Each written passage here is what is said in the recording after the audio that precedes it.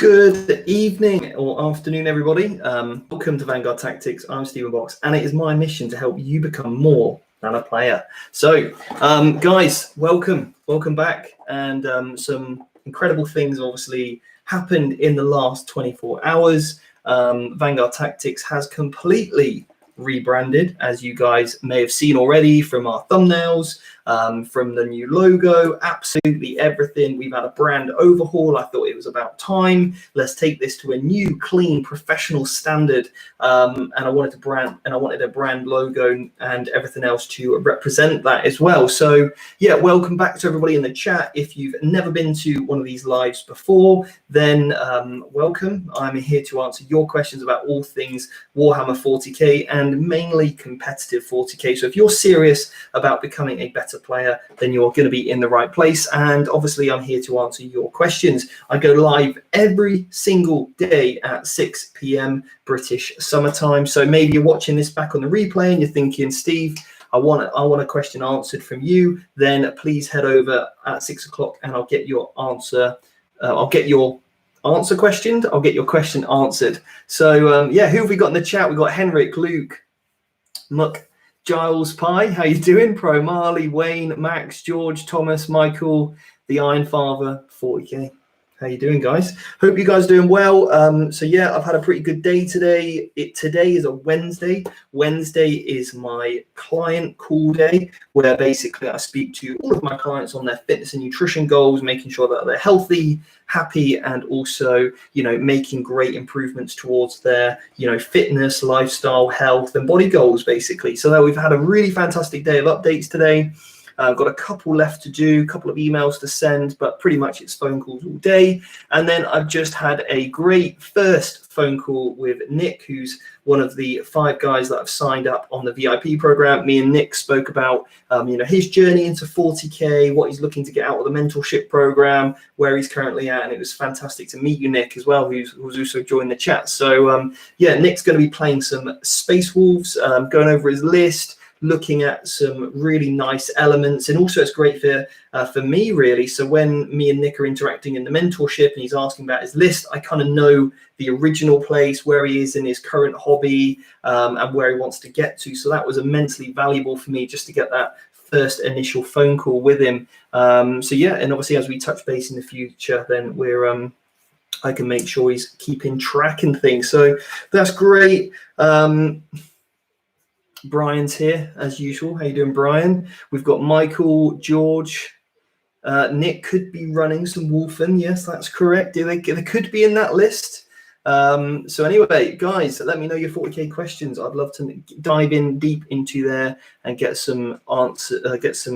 I'm all over the place, but yeah, I've had a good day. I went out for a little walk as well. That was nice. It's really hot today. Really hot here. So always nice to get some vitamin D. And on the topic of vitamin D, I actually got some vitamin D supplies from the shop. Got some more whey protein. Went for a chocolate flavor this time, and I got some vitamin D as well, because I'm spending more time inside working. Need to get appropriate amounts of vitamin D, and vitamin D is a fantastic nutritional supplement that, you know, the body really needs in making sure that we're staying happy, and also because it has links with, you know, things like depression if, you know, you are deficient in vitamin D, and also just your general cell and bodily functions. So vitamin D is certainly one of those you should look into supplement if you're not already, and if you spend a lot of time indoors. If you spend a lot of time outdoors, vitamin D is basically the vitamin that you get from the sun. So if you're spending a lot of time indoors like I do, then you're probably not getting it. So anyway, there's some little nutritional tips for you just to improve your general health. So Michael said, do you think for Chaos Space Marines running 20 Berserkers instead of 20 Possessed could do better? Now, I don't think it would do better, but obviously the Berserkers are much cheaper, and actually there's room to run both. So why limit yourself to Possessed and Berserkers? Run them both. One of the guys that I prepped for the LVO, he had both. He had 20 Possessed, or like maybe 18 or 19. There's some sort of number, you know, but let's say 20. and then 20 possessed, and then 20 berserkers, sorry. And I think he also had 10 terminators in there. So we had 3 units to really pivot around. And this was something that I was explaining to Nick, really, is when you're designing a list or when you're designing an army, okay, what I like to look for is maybe a 3,000 point list. That's what I'm trying to build. It's like a roster of like 3,000 points made up of like bricks or puzzle pieces. Let's say puzzle pieces. So we've got, imagine you've got 6 pieces to that puzzle. So you've got like piece 1, piece 2, piece 3, piece 4, piece 5, piece 6. Each of these pieces represents a key part in that army. So one of the pieces could be the possessed, yeah? Another piece could be the berserkers. Another piece could be 3 obliterators, all right? And what it's nice to do is have your core elements of that puzzle. So maybe the top 3 don't change. Maybe that's your HQ stack, your core troop stack for your CPs, and maybe something else that's your non-negotiable. This is staying in this list no matter what. So whatever that might be, whether it's like you love that unit, you love the way it looks, you love the way it performs, maybe it's just the hot take, you need to have it for the meta. So you've got your 3 essentials, okay? You've got your 3 non-negotiables, we'll say, and then you've got your 3 negotiables. So at any point you can take that piece out and you could replace it with another piece. All right. So that forms a picture. That picture in a certain scenario will have some strengths and some weaknesses. It will be good against certain things and weaker against others. So then your job as a good tactician and also to stay abreast with the meta is say, okay, well, look, at the moment, this, you know, puzzle piece A, with this, and this in is actually really good in the current meta. So when you are going to events, then there's a higher likelihood that you're going to have your more favorable matchups, okay? So that's kind of the analogy I used. Yeah, that's kind of what we're, you know, looking to achieve, really. So how you doing, Jack? I'm struggling with my Blood Angels, dealing with Wolfen. Oh, yeah, that you're going to struggle. Blood Angels do not want to be getting stuck into Wolfen. Do not want to do that at all. So if I was playing against the Wolfen, I'd be looking to do a few things. Number 1, I'm going to move block them as much as possible. I'm going to slow down their movement. That's the goal, if I can. If not, then I'm going to hang all my troops back and not give them any easy kills. So it's either, if I've got the opportunity, I'm going to forward stack all my scouts. If not, I'm going to basically put them all on the back foot, okay, so that they never get touched, okay? And then the key is going to be either putting them in a position where they can attack at the same time as absolutely everything else. And I know that when they come to, you know, basically make charges, he can interrupt with 1 unit, and then obviously everything else is just going to fight when it dies, okay? So that's really key, is that you're looking at those pivot points and where your target priority is key, but it's not a fight that you really want to be in. And then using things like your fight twice, yeah? So staying outside of an inch, or staying outside of the ability to pile in of that Wolfen, and then making sure that you then charge, or using your scouts to do charges so that they cannot heroically intervene. That's the other trick as well. Okay, so you're stopping the heroic intervention. Then obviously they've got the ability to make one of your units fight last as well.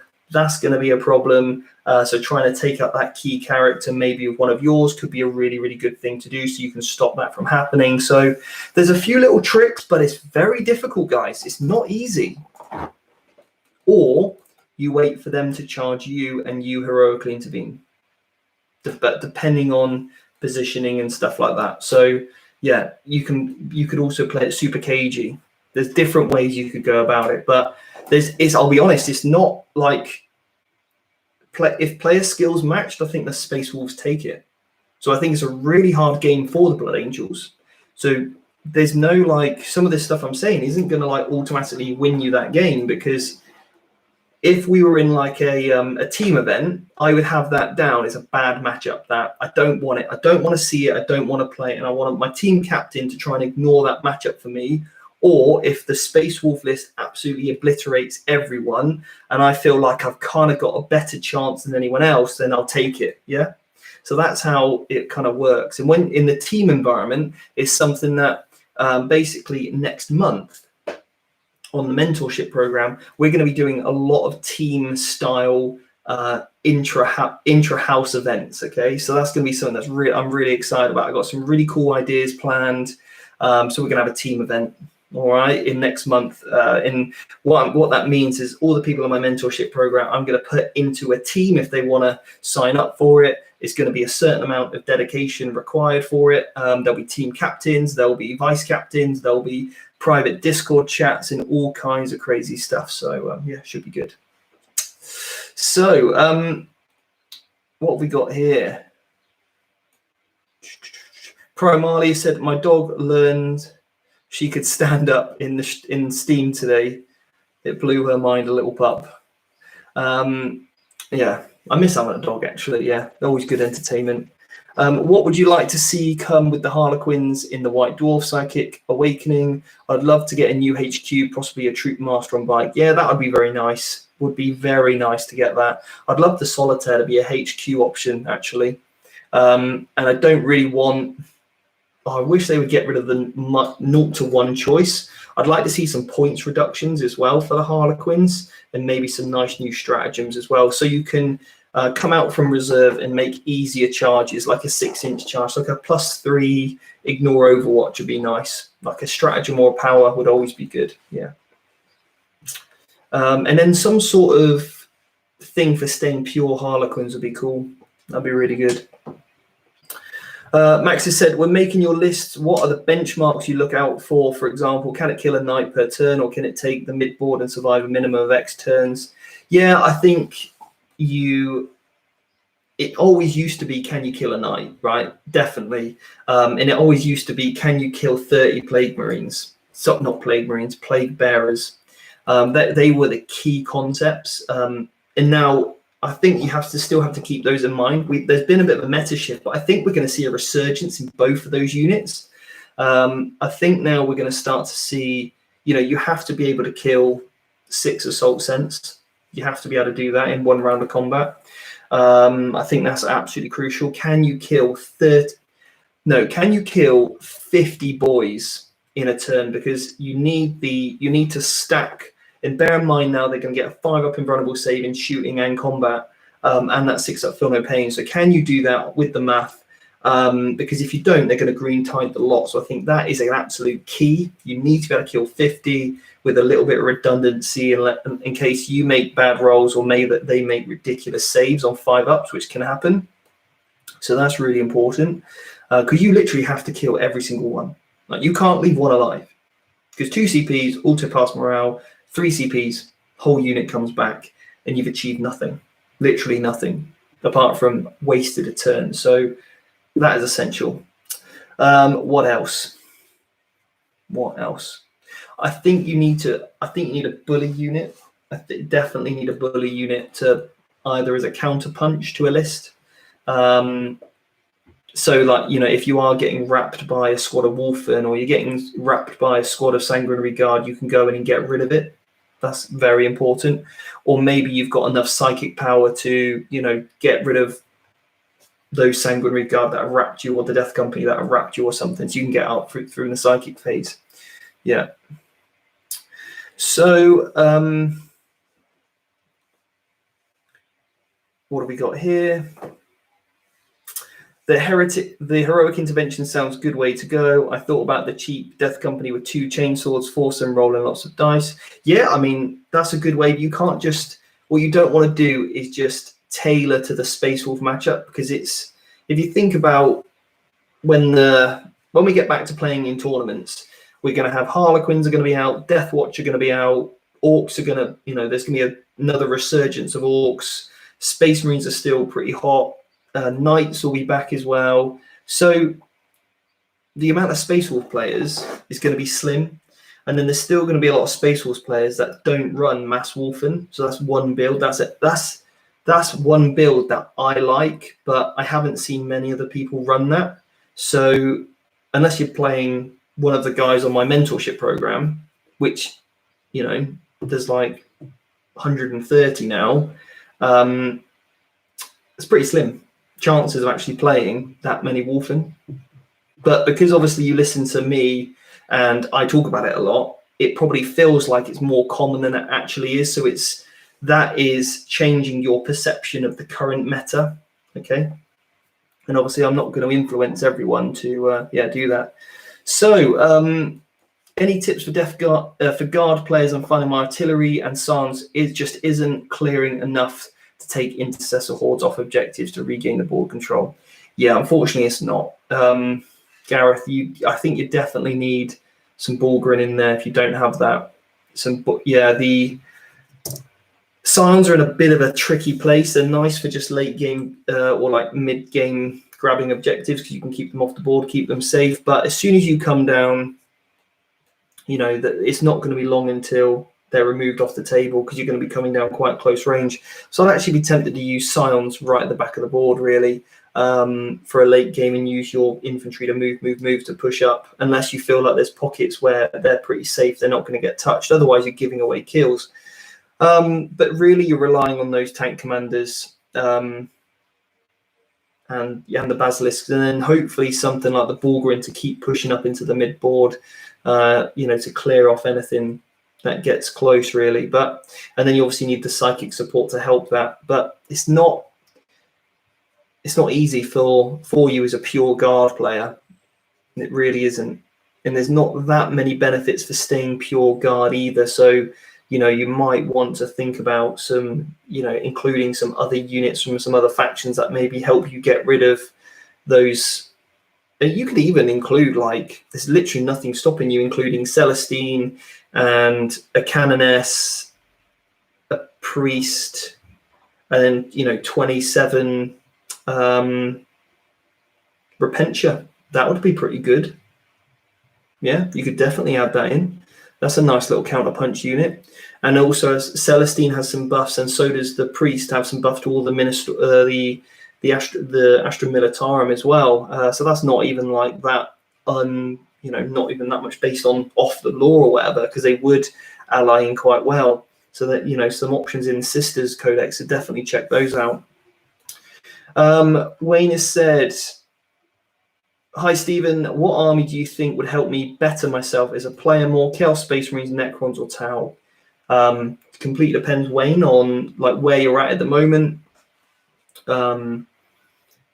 Chaos Space Marines are really toolboxy. You can go in very different ways. Tau, a little bit, you're going to create a gun castle, whether it's going to be mobile based or whether it's going to be a little bit more stationary, but pack even more of a punch. So you can either go down the triple Riptide list with lots of shield drones, or you could go for a Farsight Enclave. Maybe the Farsight Enclave list, and I think there's one on my website. If you go on www.vanguardtactics.com/whatever the Tau one is. So you just have to look for the number on YouTube. Like, I'll tell you what, I'll do it for you. I'll have a look now. Be easier for me to have a quick check for you. So we're looking at Tau Tactics, episode 8. So go for www.vanguardtactics.com/blog/EP8. Check out that. There's a my Tau list there. I wrote it after speaking with Jack after that podcast. I was super excited about Tau.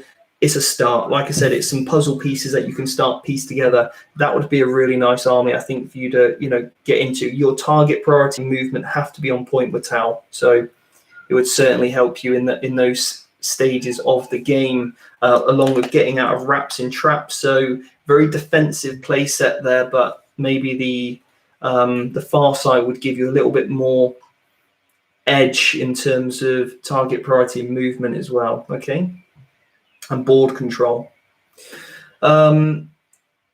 Tippy the Shroom, it said, if you had to fix a Custodes, how would you go about it? Just 2 kits in and was curious on your thoughts, just general point reductions or additional rules. So I'll look at this from the concept of why I actually love Custodes, okay? And the reason why I used to collect a Grey Knight army, this was pre-Custodes, and I painted them all gold because they were the closest thing to Custodes. And there was this, I remember when I was growing up, there was this picture of this this Custode model with his spear, and I thought he looks amazing. So yeah, I kind of went for that aesthetic. Why don't I like them at the moment? Why have I not gravitated towards them? Because I think the models are great. Oh, wow, it's a massive, oh, that's lucky. A massive bee just flew in here and luckily flew out at the same time. Might just close that window. That'd be really awkward if he flew in again. So we're talking a huge bee, like size of a table tennis ball.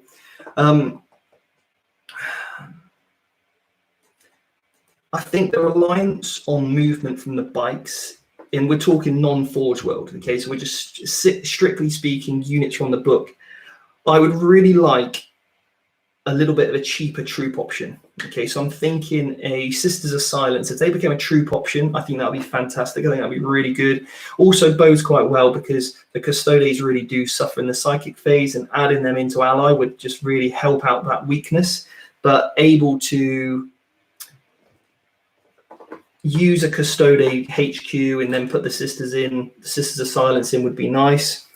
I think that would be really good. I think a slight points reduction because I think their armor is great, but it's not really quite good enough for their point cost. And they are just a little bit slow. So anything that can help them get around the board a little bit quicker. And I would probably go very heavy on the infantry front and less on the bikes, because the bikes are great. They hit hard. They've got great maneuverability, great shooting. But unfortunately, they're a huge target. They're so hard to hide. You basically put them down and that's it. Or a way to get easier charges would be a way. And I think they could then be playable. So yeah, that was kind of what I would like to see. And maybe some sort of longer range option than just the Forge World units. I think that'd be nice. But anyway, like your Land Raiders are cool, but they're just too expensive. Yeah, if their Land Raiders had a good invuln save, maybe, yeah, we could be talking.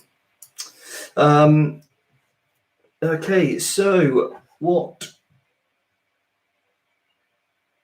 You can talk about consolidation. You've said it's powerful to manipulate it, but I don't really understand how it functions competitively or works other than just a little bit of repositioning. So Thomas, basically the, oh, hang on, I've really skipped a few questions here. Chris Hall's asked, how long have I been playing competitive? So I would say I've had one full ITC season on my belt. That was the last season. The season before that, I don't think I completed all the games ITC. Although I was kind of playing competitively because I was playing like in a lot of ETC or WTC at the start. But yeah, I'd probably say since the dawn of 8th edition, my first ever tournament was on the day, the pre-release of 8th edition. So I'm pretty much since then, really. I had a massive gap in between playing as a kid and I didn't play competitively then. I didn't have a clue what I was doing. So yeah. JW said, any chance to get a read through of the scars rules soon? Yes, I need to do the white scars. Definitely need to do that. I will do that. I've got to do the module soon for the mentorship. It's literally like 2 presentations away on my list to do. So once I've done that, I'll do it because it will be like fresh knowledge off the top of my head then, because I do probably about 2 hours worth of prep working before I sit down and start to go through it in a lot more detail. So yeah, I'll do it after that, and I know I've done my homework for you.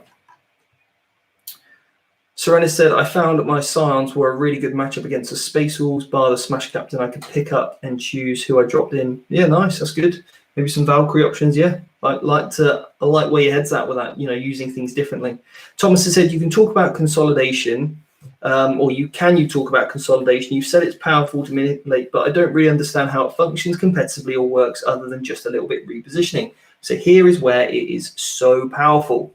Consolidation is a free 3 or 6 inch movement towards the closest enemy model, but that doesn't mean you have to move directly towards that model. You just have to end closer. So that's a very different distinction. All right, so consolidation you can use to wrap models up so they cannot fall back from you in combat, and I've got a video on that. It's called how to stop a unit falling back from combat.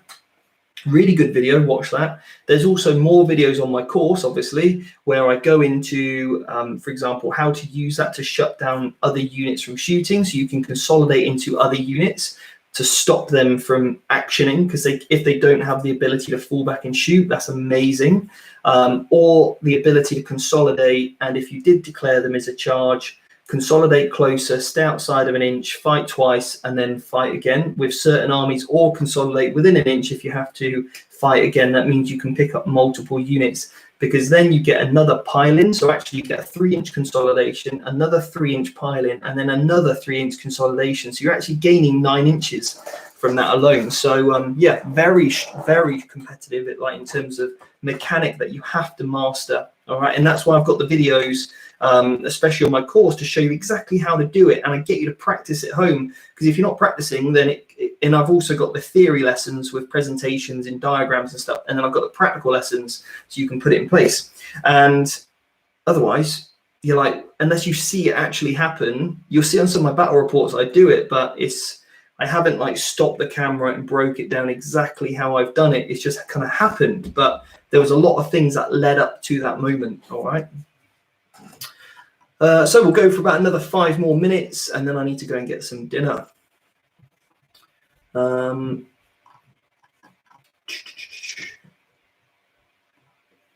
Chase has said, what troop do you recommend for an Eldari soup with Harlequins, Craft World or Drakari?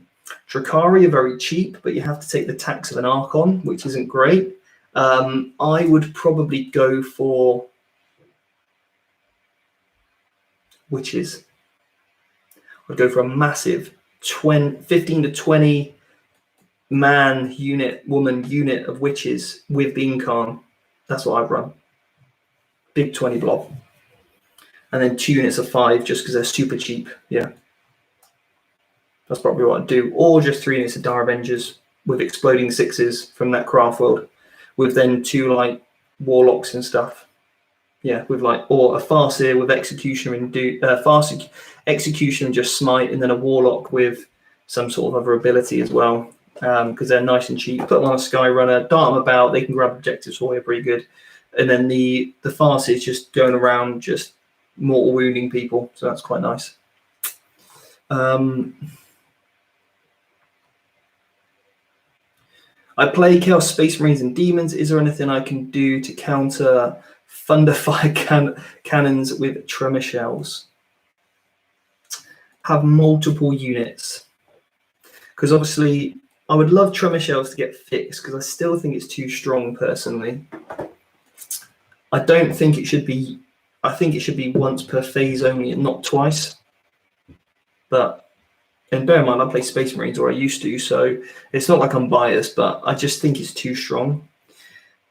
What I found difficult as a Space Marine player, though, was when I was up against Orcs and they had 3 units, because I can only Tremor Shell 2.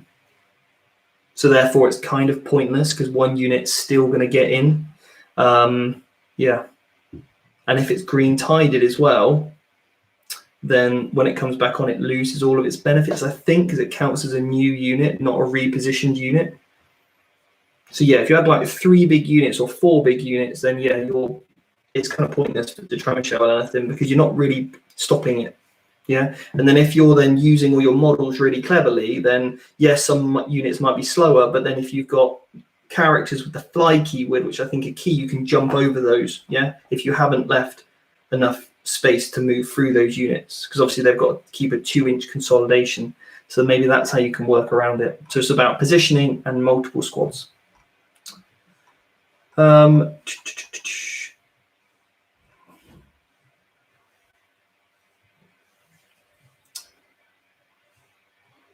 So Darren has said, Lucas said, loving the new motto and logo motto. Thank you very much. I absolutely love it. I've been working on a really cool new animation today, which will go at the start of our videos.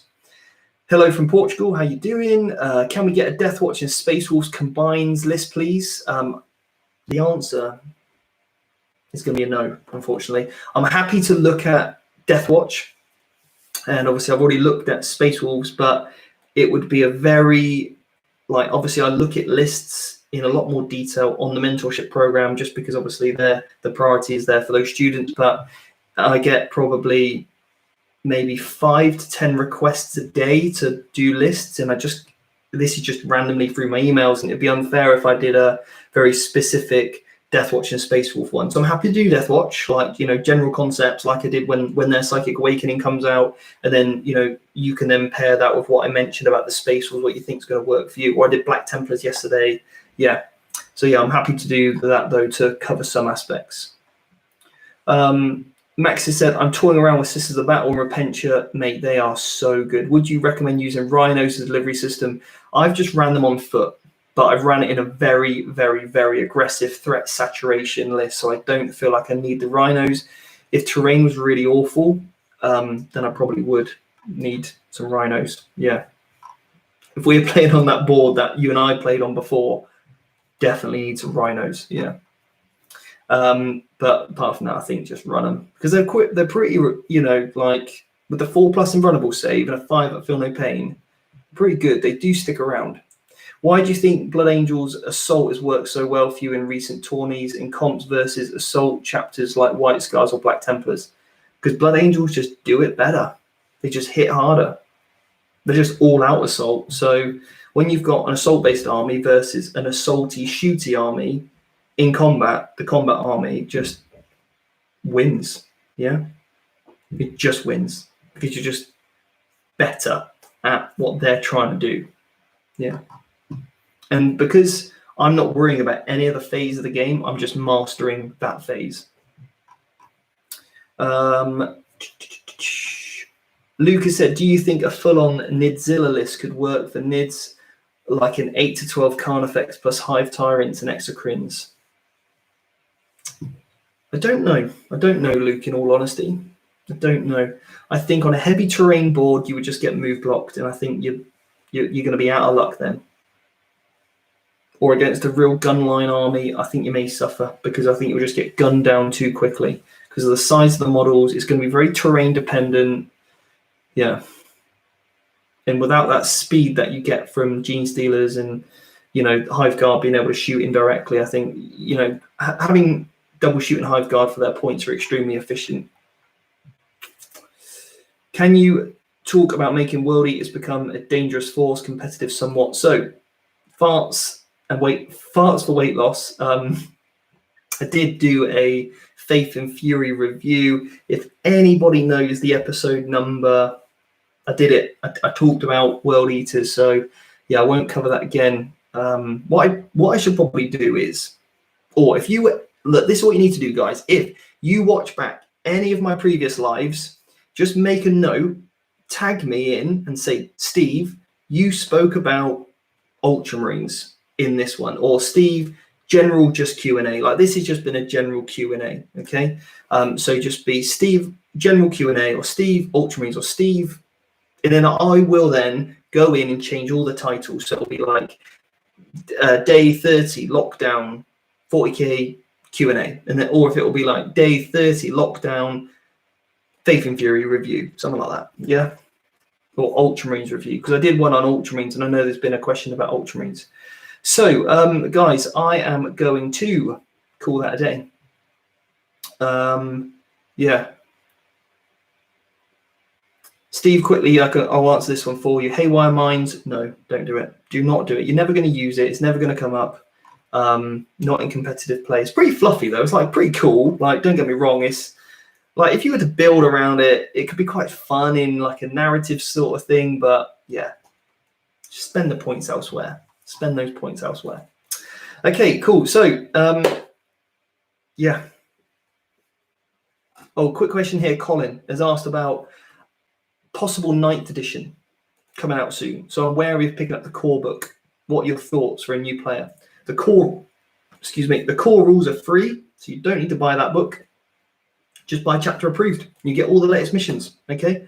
It's a little bit more affordable because the missions have all been updated in chapter approved, which came out in December. I'd buy that all with all the points. Yeah, those missions are really good as well. Like I said, you don't need that. It's very easy to know which map you're playing. Like, you can easily see that from a 1 to 6, or maybe your opponent's going to know which map you're on, so you don't need to know the maps necessarily.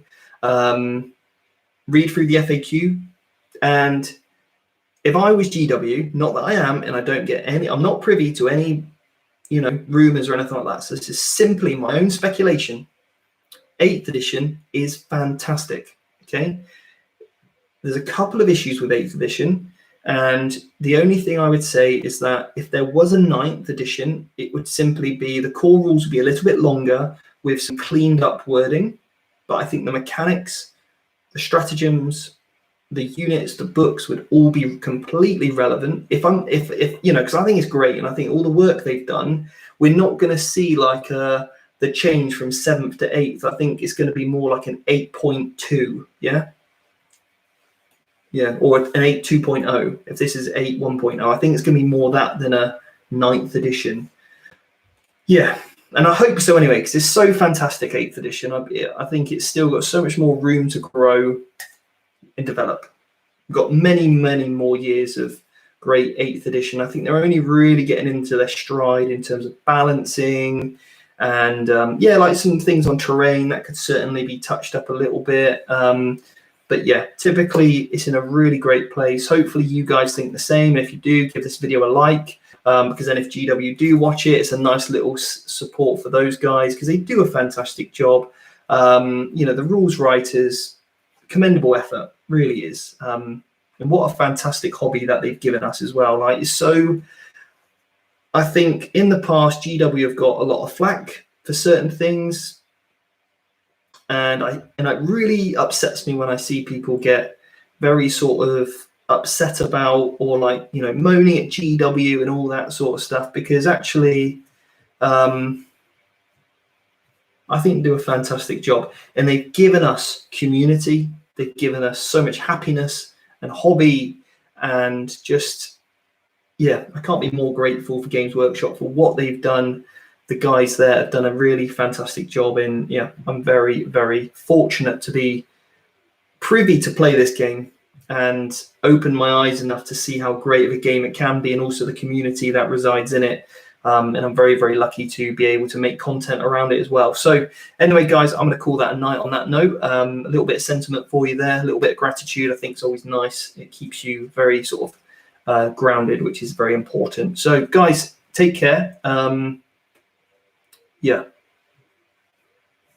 and I'll see you tomorrow at 6 o'clock, and hopefully new videos coming soon. Now I've got my intro sorted, but there will be a better, so my new intro is intro 1.0. There's already an intro 2.0 in the works, so this is just to get us by until the new one comes out.